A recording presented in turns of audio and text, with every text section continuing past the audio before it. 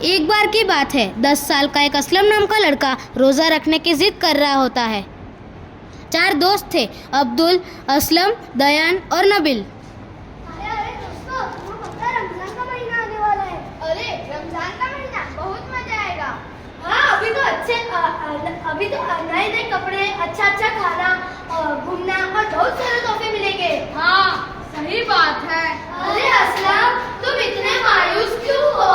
कुछ नहीं। अच्छा ठीक है, मैं घर चलता हूँ। असलम घर पहुंच जाता है। आओ असलम बेटा, खेल कर आ गए? जी दादाजी। जब मैं आज खेल रहा था तब मैंने मेरे दोस्तों से सुना कि रमजान का महीना आने वाला है। कि रमजान के महीने में क्या करते हैं?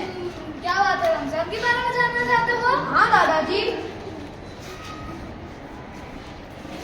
ईद का त्यौहार इस्लामी माह सव्वाल की पहली तारीख को मनाया जाता है। इसके पहले रमज़ान का महीना होता है, जिसे मुस्लिम भाई बहुत बड़ी पवित्र महीना मानते हैं। इस पूरे माह को रोज़ा रखे जाते हैं। रोज़ा का मतलब उपवास। सूर्योदय से सूर्यास्त तक कुछ भी नहीं खाया करते।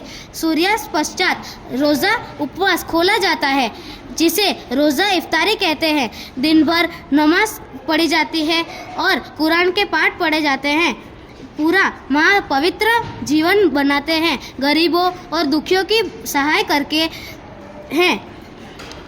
रमज़ान माह की समाप्ति पर ईद का चांद देखकर रमज़ान का त्यौहार मनाया जाता है। रोज़े के बाद दिखाई देने वाला प्रथम चांद ईद का चांद कहलाता है। ईद का चांद दिखाई देने के बाद दूसरे दिन प्रातःकाल स्नान करके नए वस्त्र पहनते हैं और मस्जिदों और दरगाह में जाते हैं, नमाज अदा करते हैं। जब एक साथ मिलजुल कर अल्लाह को धन्यवाद देते हैं कि उन्होंने उनको जीवन दिया और रोज़ा रखने की शक्ति दी। बाद में सब मिलजुल कर ईद मुबारक देते हैं। सिवैया और मिठाइयाँ खाते हैं और खिलाते हैं। सिवैया इस दिन की प्रिय व्यंजन है। रमज़ान की कहानी जानने के बाद असलम रोज़ा रखने के बारे में सोचता है। अम्मी, इस बार रमजान के महीने में मैं भी रोजा रखूंगा। नहीं बेटा असलम, अभी तुम बहुत छोटे हो, रोजे में कुछ नहीं खाया करते। अभी तुम्हारी उम्र ही क्या है? जब तुम बड़े हो जाओ तब रोजा रखना।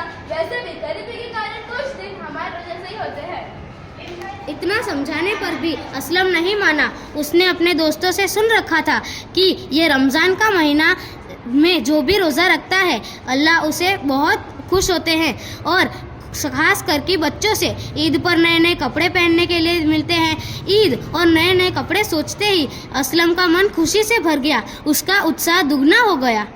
इस बार मैं भी रोजा रखूंगा और नए नए कपड़े खरीदूंगा।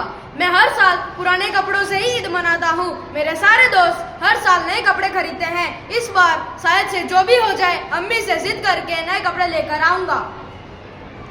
अम्मी, हम नए कपड़े खरीदने कब जाएंगे? चलते हैं ना बेटा। दूसरे दिन अम्मी और असलम दोनों मार्केट में जाते हैं, नए नए कपड़े देखते हैं। असलम का मन खुशी से भर गया। अम्मी, देखो कितने अच्छे कपड़े हैं। बेटा इस दुकान में जाते हैं। बोलो मैडम, क्या चाहिए? चाचा, असलम के लिए कुछ कपड़े दिखाओ ना। ठीक है।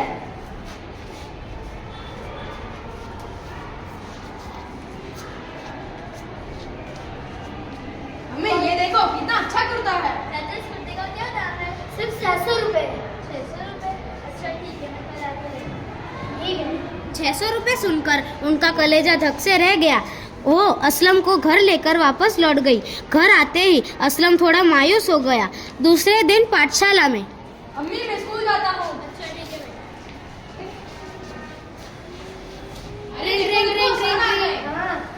Good morning sir. Thank you sir. Roll number 1। Yes sir. Roll number 2। Present sir. Roll number 3। Present sir. Roll number 4। Present sir. Roll number 4 no here. Yes sir. तुम्हारी फीस जमा नहीं हुई है। क्योंकि सर मेरे पापा की तबीयत बहुत ही खराब है, इसलिए मैं फीस नहीं भर पाया। मैं कुछ नहीं जानता, मुझे कल तुम्हारी फीस 54 रुपए एग्जाम में नहीं बैठना चाहिए। ठीक है सर, मुझे थोड़े दिन की मोहलत दे दीजिए, मैं आपका फीस भर दूंगा। मैं तुमको 2 दिन का टाइम दे रहा हूँ। ठीक है sir, thank you. Thank you sir. ट्रिन ट्रिन।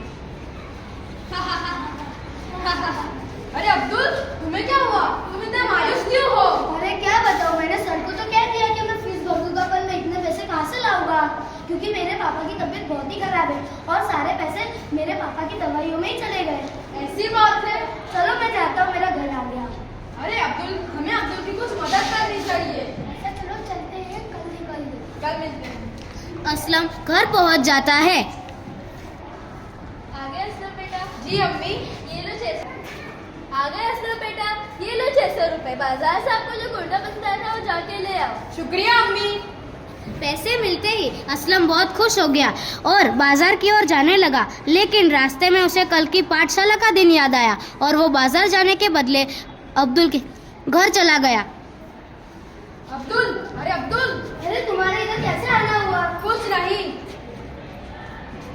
नहीं, बस ये लो पैसे और कल स्कूल की फीस भर देना। अरे नहीं, तुम ही रख लो। अरे ले लो और कल स्कूल में मिलते हैं।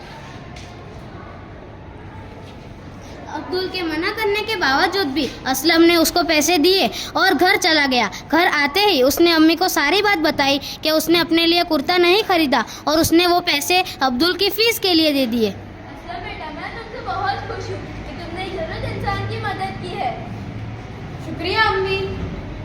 उस रात असलम ने एक सपना देखा। उसने देखा कि एक बुजुर्ग आदमी उसके पास चल के आए और उन्होंने कहा कि तुम एक नेक बच्चे हो, तुमने अपने दोस्त की सहाय करके बहुत ही बड़ा काम किया है। इस साल तुमने ही सबसे सच्ची ईद मनाई है। अम्मी, मैंने आज एक सपना देखा जिसमें एक बुजुर्ग आदमी मेरे पास आए और मेरी तारीफ की और मुझसे कहा कि मैंने ही सच्ची ईद मनाई है। बेटा, बुजुर्ग आदमी कोई नहीं बल्कि अल्लाह का एक फरिश्ता ही होगा जिसने तुम्हारे सपने में आकर तुम्हारी तारीफें की और उन्होंने बोला होगा कि ईद का त्यौहार खुशी से